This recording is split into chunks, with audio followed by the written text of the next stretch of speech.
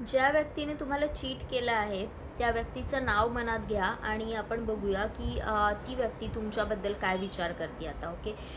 Cheat हे नेहमी काय प्रेम प्रकरणातच असेल असं नाही. फायनान्शियल सिच्युएशनमध्ये सुद्धा असेल की कोणीतरी तुम्हाला चीट केलेलं आहे.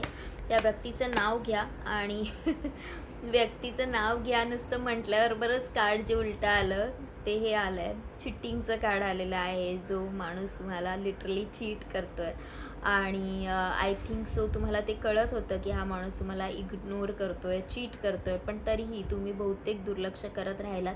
तुम्ही बोलत होतात, ओके, बोलत होतात, पण बहुतेक त्याच्यावर काहीच ॲक्शन घेतली नाही. तुम्ही कदाचित फक्त भीती दाखवत राहिलात आणि ती व्यक्ती तुमचा फायदा घेत गेली. तर क्लिअरलीच आलेलं आहे, तर त्याच्यावर काय बोलावं.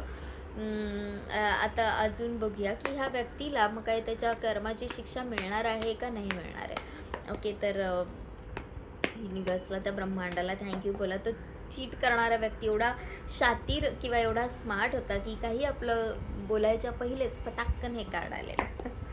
तर मी घेतलं. तर आता त्याला शिक्षा मिळणार आहे का, आपण हे बघतो. ऑफकोर्स एक टाईम असा येईल की तो माणूस भरपूर कन्फ्युज्ड होईल. ओके. पैशाच्या बाबतीत जर काही गोष्टी अडकलेल्या आहेत, तर जो माणूस तुम्हाला जो तोरा दाखवते तोच तोरा बहुतेक तुम्ही त्यांना दाखवाल आणि ह्याला डिसिजन्स घेणंच कठीण जाईल. पैसा एका हाती येतो आहे आणि एका हाती दुसऱ्या हाती जातो आहे, अशा प्रकारची सिच्युएशन या माणसाच्या आयुष्यात होईल. किंवा ज्या काही गोष्टीसाठी त्या व्यक्तीने तुम्हाला चीट केलेलं आहे तीच गोष्ट त्याला सांभाळण्यासाठी खूप जास्त स्ट्रगल, खूप जास्त मेहनत करावी लागेल. जैसे तसे करून त्या व्यक्तीला ते सांभाळताही येईल.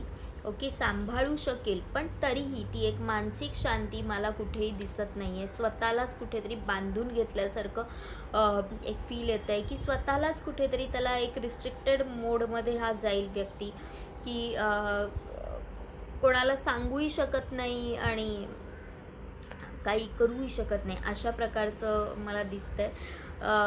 ओके. गोष्टी मॅनेज करता येणार नाहीत, खूप जास्त कन्फ्युजन असेल आणि डोक्यातले विचार. कारण जो व्यक्ती फसवतो त्याला कुठे ना कुठे हे माहितीच असतं की मी फसवतोय, मी चुकीचं काम करतोय आणि तिथेच जाऊन तो अडकतो की त्याचं जे मन आहे ना ते त्याला शांत बसू देत नाही. आणि ह्या व्यक्तीच्या आयुष्यात तेच होणार आहे की त्याचे जे विचार आहेत, त्याचं जे स्वतःचंच मन आहे ते भीतीने त्यालाच खाईल. ओके, त्यालाच खाईल. प्रत्येक गोष्ट जी त्याच्या आयुष्यात घडेल त्यानंतर त्याच्या डोक्यात फक्त हाच विचार येईल की